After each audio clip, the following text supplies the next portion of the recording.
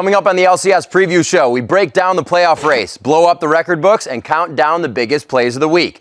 Don't touch that browser. The LCS preview show starts right now. He's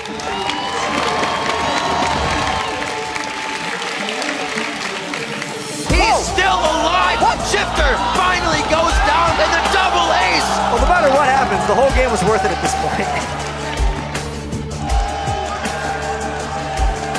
And Genji now going to be jumped on and finished off. Nice! The Super Hot Crew tie Gambit 2 and 2 on the split. It will not be a 4-game shutout for Team Solomid. GLG takes the last one.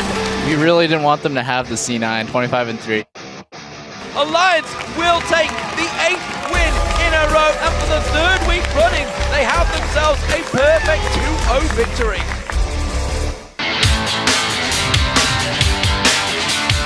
What's up, everyone? I'm Rivington Bism III, and going ultra rapid fire mode through the LCS today with me is Joshua Jet Leeson. How you doing, Jet? I'm doing real good. We have a super week, which means non-stop League of Legends for about 6 days. Yeah, it's going to be fantastic. And we kick off our look back at Europe's biggest games from Week 10 with a battle between the hottest team in the European LCS and a Roccat squad hoping to stall their fall from the top of the table.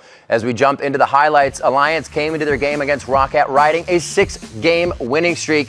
But Overpow coming out big in the beginning on this one with some rise play. Yeah, it seemed like at this point maybe Roccat would stop the Alliance streak. You know, being down 10,000 gold and winning a team fight of this magnitude in this big of a way, it seemed like Roccat might have the momentum here. Yeah, it doesn't stop there, though, for Alliance. It looked bad, but it only gets better as it has since the beginning of the split for them. Coming into this fight, Tabs coming up huge with the double kill, and Alliance secures the base. Yeah, they kind of showed that fight that they lost was a bit of a mistake, and they come out with another victory in a row. Extending that winning streak to 7 is never a bad thing. Alliance was back at it on Friday, fighting for a share of first place when they took on SK Gaming. Didn't take Froggen very long to start hopping some walls. Yeah, Zed was ridiculous this game for Froggen. He is just playing so well. Got the Ignite burn right there down to finish him off. Froggen never wears the jacket either. Nope. Having so many unique champions across so many different games as well. He keeps playing hopscotch on this one, shutting people down over the walls, one after the other with Zed. And wouldn't you think, it happens again, and N-Rated just dances to death here. Yeah, about half a second on top of N-Rated. Boop! And he's gone. Alliance 20-7. Froggen is on fire. Finishing that game 9-1-7. As Zed helps them move into first place. Next up, later that Friday, 7th place Super Hot Crew helped to keep their playoff hopes alive when they took on 2nd place Gambit. Yeah, and Xin Zhao was pretty big for Diamond this week right there, being able to get the counter gank onto Impaler and take the first blood, but the Gambit composition didn't necessarily scale that well. This was their last chance to make a big play. Yeah, business as usual for Gambit, and Diamond coming in very strong. A lot of the Xin Zhao lately in that in and out play with a little bit of Sona from Edward is helping them take the fights. This fight was so expertly played by Gambit. The in and out, the back and forth, and finally the flash over the wall by Darian and Alex to pick up some critical kills. Slow game up to this point, and Gambit was really trying to make their move. And they made their move at a Baron, but Super Hot Crew was just a few steps ahead and were really able to take control here at 40 minutes. Yeah, a lot of people would say this was a bad call by Gambit, but it was kind of what they had to do. Even with the gold lead, they knew they were going to get outscaled, so they tried the Baron. Super Hot Crew shut him down. And a big upset win there for the Super Hot Crew against the highly rated Gambit Gaming. So many league games going on, and even more this week. Our next highlight comes from Gambit and SK, already losing it out. We'll have to see what they have for each other. Yeah, so Fnatic and Millennium get the chance to try and move up in the standings with those games happening. And here we go, Peke on Zed. We've seen a lot of him this week. That's right, we do see Fnatic versus Millennium, rather. And Kevin is going to be taken down as Soaz comes in very strong. Kurt does what you can, but the zones only lasts so long. Yeah, as long range as Aerith is, once he gets closed on, it's just curtains for him. Nice stun there by Fnatic as they continue to press. Pressing that game helps Fnatic move up in the standings, making quick work of that, and after a week of games that only made the table more cluttered. Let's take a look at the glorious ties. Thanks to their 8-game winning streak, Alliance has clawed their way up from the floor to the top of the table, where they're joined by Fnatic and SK Gaming.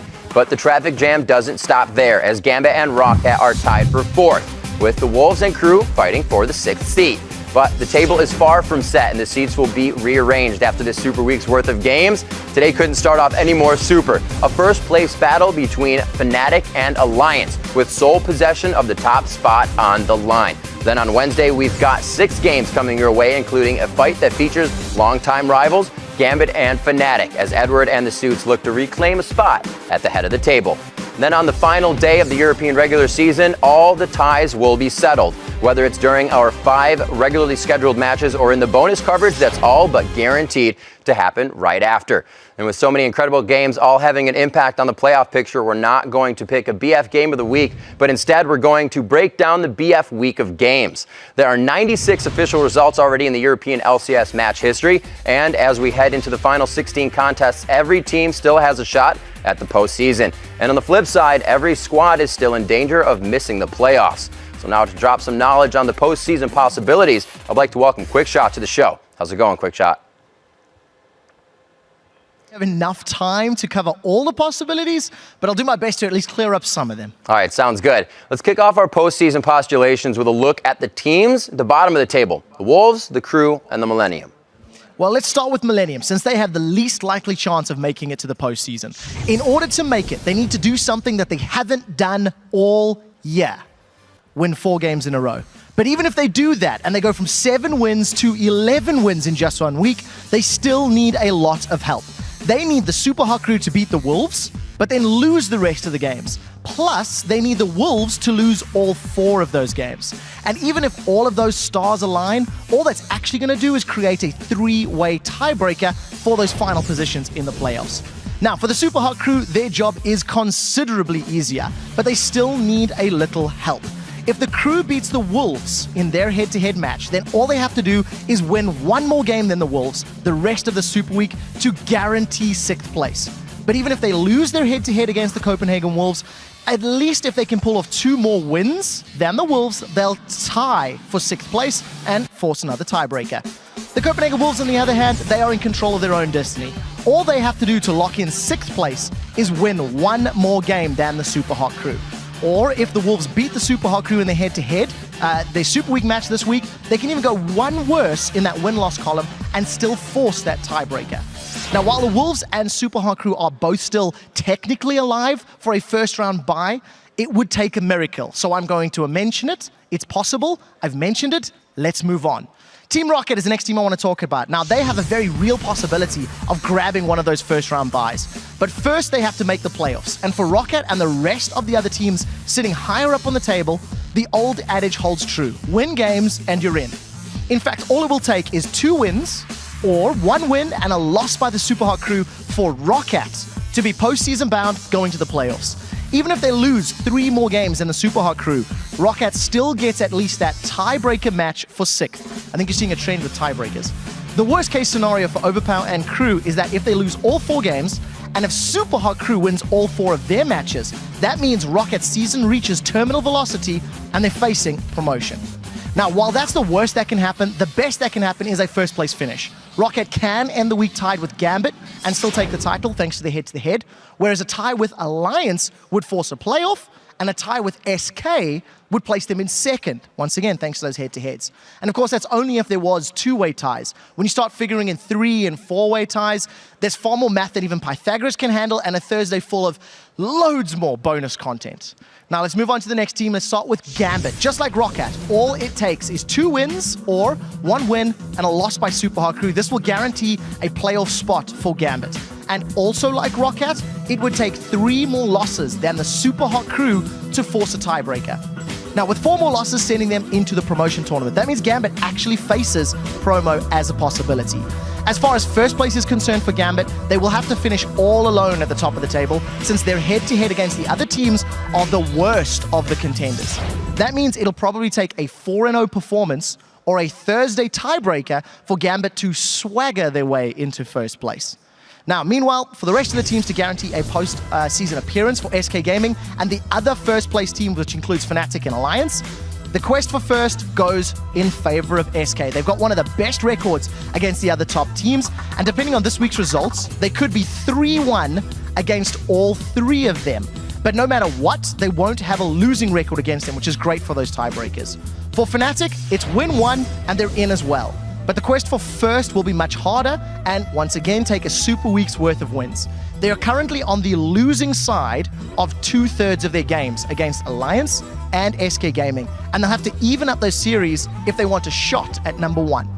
The last team to talk about is also the hottest team in Europe right now. Alliance is the only squad that has a winning record versus all 4 of their super weak opponents. So I've got to say that heading into this final set of games, based on the way they're playing and their schedule, Alliance has got to be the favorites to finish at the top of the table. It's Super Hot Crew that are the heartbreakers, so we'll have to keep an eye on their results. All right, quick shot. Everyone, thanks you for doing all the homework that had more numbers than my binary math finals. Yeah, this is one of the toughest weeks for everybody involved. The pressure on the teams is immense, and thanks to all of the ties, it means we the casters have to do math, and hopefully I haven't bored you all to death. We'll see how the games play out. All right, for now, for more on the team that Quickshot predicted would finish first in the European LCS, I'd like to now welcome Shox to the show. How's it going, Shox? Everything's okay. I'm very fired up for Super Week. As am I. You recently had a chance to talk to Alliance. What do they credit for their recent success?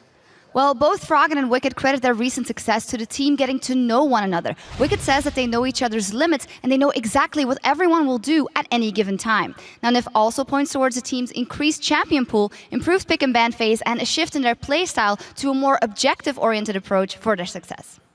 And all those small changes have led to some huge success. With just 2 more wins, Alliance will set a record for the longest winning streak in the history of the European LCS. Do they consider themselves to be the best team in Europe right now?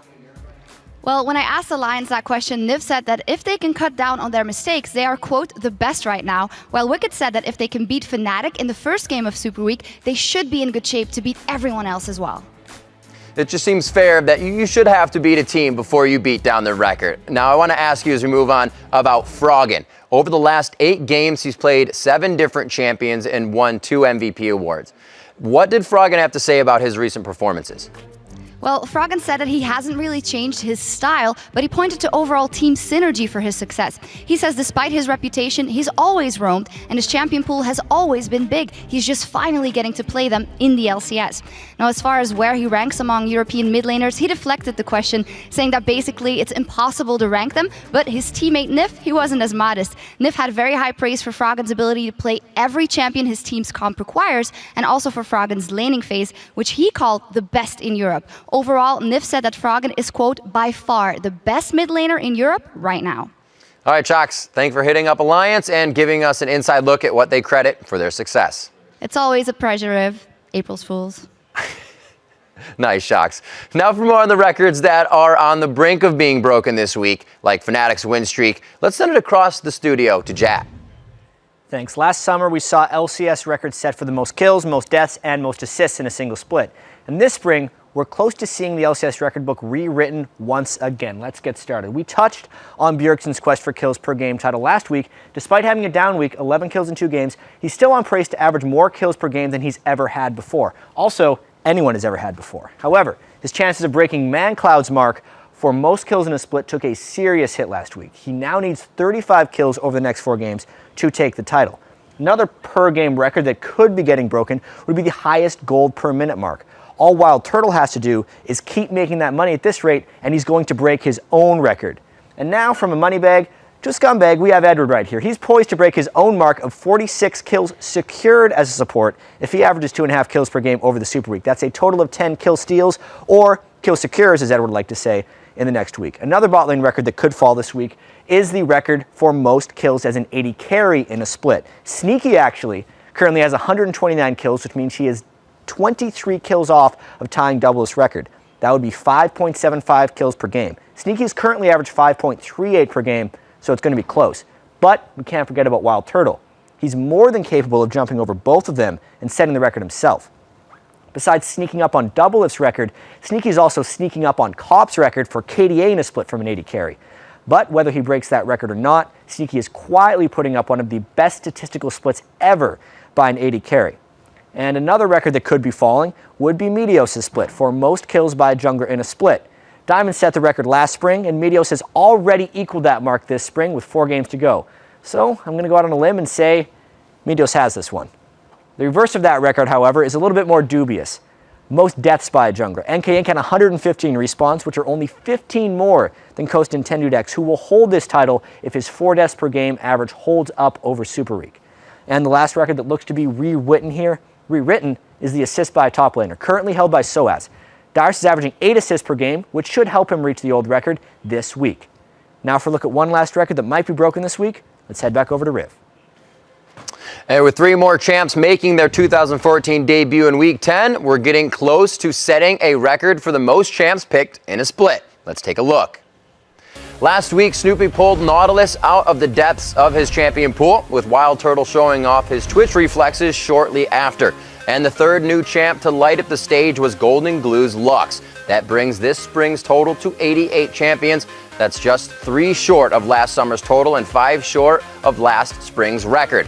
Now we have another season to root for to whip out a Heimerdinger this week. Obviously, the Super Week will have a lot of opportunities. But the question is, will any of you be brave enough to tweet him as your pick for the next champ to be played? Hit us up at LOL Esports and mark it with a hashtag LCS preview if you think you know who will be next. Now, as far as last week's predictions, I've got to give some love to the people who picked Vel'Koz, especially at NJ Stelzner, who said Vel'Koz will be played at support, and D-Claude, who used the word tentakill. We just like that one. Plus, I've got some gold stars for no mind reading, and Luca Brody for correctly choosing Nautilus, with a special shout out going to at M. Groenbach for saying it would be Snoopy who picked him. Very nice work. And speaking of tweets, last week we received one from a pro who just happened to be watching the LCS preview show. After seeing himself prominently featured in our last hit, Shifter tweeted, "That last hit, that's so troll." After further review, I'm going to have to disagree with you, Shifter. That wasn't troll. This is troll. Shifter, that's the one they need to shut down. The barrier goes down. They're going hard for Shifter, and they take him out. Oh, the stun hits Shifter, not a good spot. Down he goes. Oh, he hit it. The charge goes out. They are easily going to get that one, and they do get the blue buff back to Link. Going on to Shifter, the Ignite's there, the heal comes out, it's going to be enough. Doesn't make it to the fountain, he trips on his shoelaces. Man, what a massacre. All right, April Fool's antics aside, Shifter came up big this week as Team Coast took 2 huge steps towards the postseason. But up first, it's the battle between 2 of the top teams in the league, Counterlogic Gaming and Team Solo Mid. TSM coming into this match a 3-0 record in the head-to-head against their old rivals, who were looking for the sweep. What a game this was. And even though First Blood wasn't until 7.5 minutes, there were many kills to come. And I loved every one of these fights. Pretty much going coast to coast the entire time. This one goes back and forth. The Lantern saves as usual from Aframu on Thresh. Everybody pretty much got the picks they wanted this game. That time Wild Turtle flashed in to finish off a kill, unlike the end of the game. And then we're looking at just 23 minutes in. You got to remember the lineup, the spray and pray from Wild Turtle here for the triple kill. Yeah, we're just kind of wondering what just happened to CLG's health because Wild Turtle obliterated them. That's why they picked Twitch for the first time. And more plays to come in. A huge assist from Dexter here. So many Lee Sin kicks to the face of TSM in this game. Yeah, and that's why he picked Lee Sin as well. A couple kicks back on Shyvana. That big one down onto Wild Turtle. There's the hugs after the game. CLG beating TSM for the first time this split. Team Solo Mid's loss, that opened up the door for Cloud9 to move in for a tie from first place with a victory against Curse. Yeah, and the door is open for a big level 1 fight as well. Soraka Starcall at level 1 is pretty scary to deal with. Here's why. Chicken Little's going to be running here. The sky is definitely falling. Look at all of the area of effect damage as the schoolyard fight breaks out at level 1. Yeah, Cloud9 picking up 2 quick kills there at level 1. Nearly getting a third if that Dark Binding would have landed, but that gave him some momentum. And first time we see Soraka, she does not displease. A double kill here coming from High with a bit of help on Meteos on the outside. You can just see High hovering around the brink of death the entire time. Yeah, High, first one to break out mid lane Soraka in the LCS. Gets the double kill after falling himself. You can't get close to Soraka or she will shred you. And as the game escalates, if Cloud9 is on top, they will make your base theirs, as Cloud9 does here, consistently taking down Curse. The domino effect falls into place, and the Nexus follows shortly after. Just an overpowering push there. Cloud9, business as usual for them. Absolutely. The next highlight we look at, speaking of TSM, on Sunday it was their turn to take on Curse and try to avoid losing 2 games in a row for the first time all year. Yeah, and TSM started off pretty shaky, and it was followed after a big comeback by 25-minute Dragon Fight loss. Curse was looking really good after this one.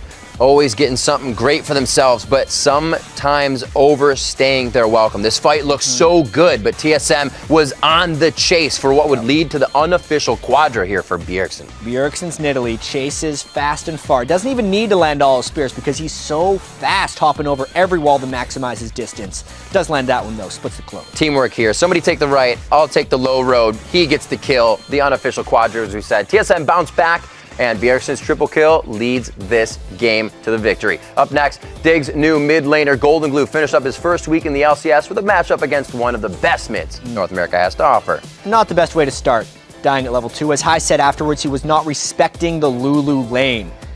Didn't actually cost him that hard, though, because he came back big. He did come back big. See the damage from this laser coming out. Unfortunately, they weren't able to follow up too big, but these kills would help solidify Dig a little bit more ground in the game. Yeah, really long fight here. Dignitas was on their heels right before this fight, and they are so close against Cloud9. They always play this team tough. Nice triple there by Cutie Pie, and then Golden Glue comes back after his final spark to start with a light binding to finish. Very nicely played. Getting his shield out, you can see he's considering that damage that Hai was about to bring to the table. And you see it right here as Cloud9 perseveres through another big fight. And Hai going downtown on this one as he flashes for another one. Yeah, that was a nice dark blinding to really secure the game. Flash! Glitter Lance. Of course, after this one, it was all said and done. Zoomed in fist bump. All you need is the fist bump, and it's the victory. With Week 10 in the rear view and Super Week in our front view, let's take a look at the standings. Cloud9 and Team Solo Mid are tied in first place and guaranteed a trip to the postseason. In third place is CounterLogic Gaming, who has also punched their ticket to the playoffs. Yeah, and the race for fourth place got a little tighter after last week's games, with only one win separating Dig from Coast and Curse. Finally, we got that EG and XGG at the bottom, tied for 7th. But all those ties won't last for long, as we've got 16 games coming your way this weekend. Friday is stacked with head-to-head tie busters as Curse takes on both Coast and Dignitas in the fight for fourth. And then on Saturday, we've got 6 more games, including the fourth and final meeting of the spring between Team Solo Mid and Cloud9. And then on Sunday, the 2014 NALCS Spring Split wraps up with 5 more matches. And once the dust is settled, if we still have any ties in the standings, those will be taken care of immediately following the fight between XGG and EG with some bonus LCS action.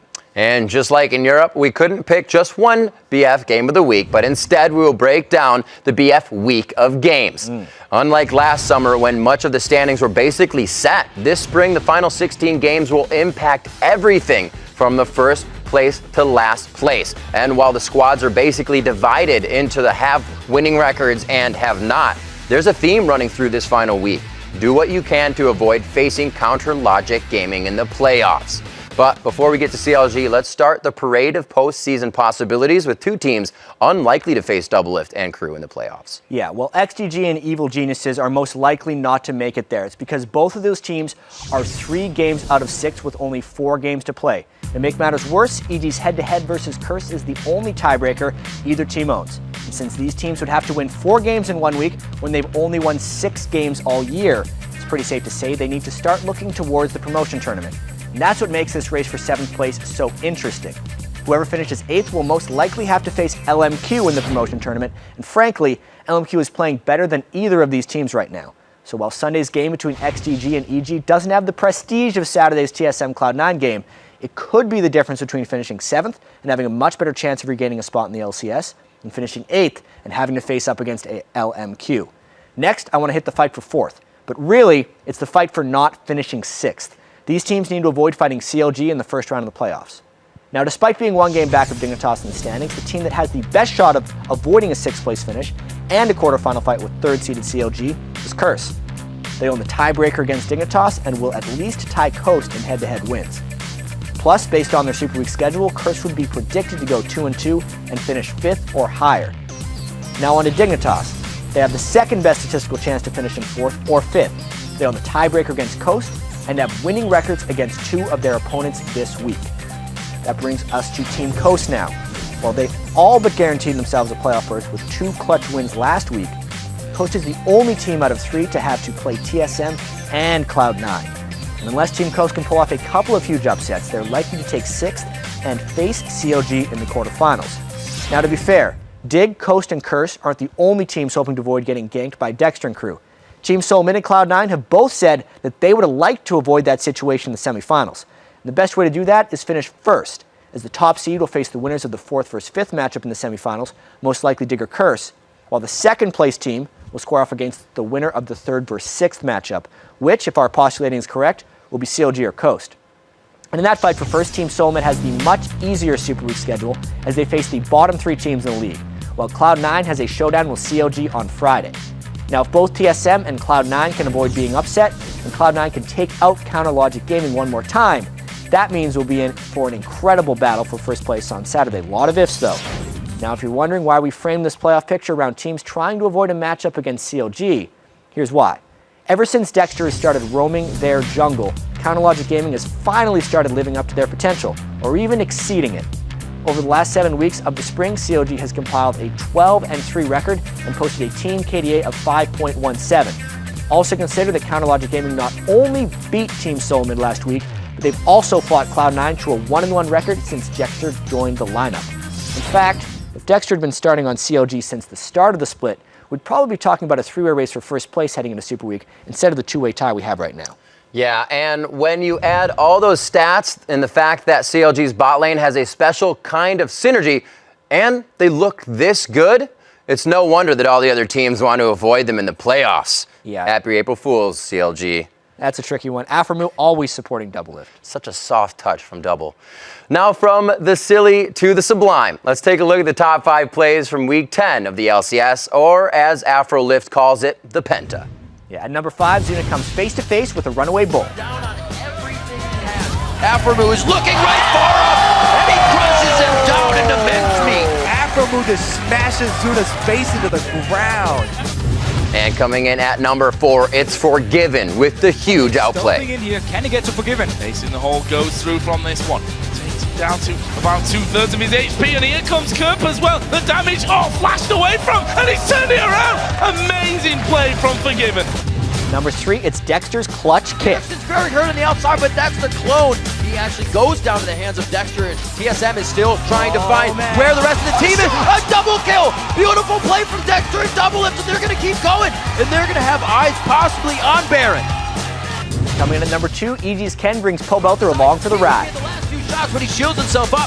There's the box. Oh, the long way! Get the lantern! Brings in Pobelter! He gets the double distortion follow-up, and they do find the kill after the long haul. And this time it's Froggen taking a ride on the Thresh Express for the number 1 play of the week. Does himself favors. I'm not too sure if this is going to quite be enough. The lantern flash run near pulls Froggen across from 2. Right there, that was so good, they've had to pause the game to give him a high five. I'm so excited to see those plays as we kind of start 4.4, because now we get 16 games kind of out of each region with that much play. Double the amount of games, a few more LCS big plays, but still the same number of highlights. So the quality has to improve, right? And everybody's got their top-notch champions. They're ready. These are when the strats have to come out. There's no more lackadaisical, we can kind of wait and play this team better than the other. It's going to be all out and going for broke here in Super Week. All right, guys, that does it for this week's adventures. But before we go, we have a pair of last hits on us.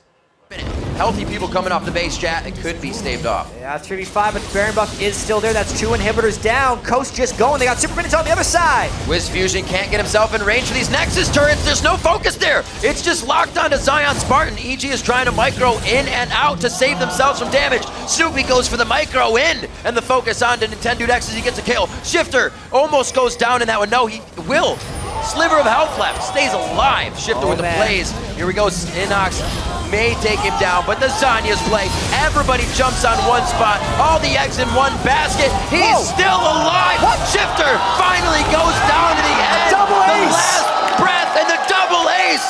Nobody's going to end the game. Well, no matter what happens, the whole game was worth it at this point because we just got our first double ace.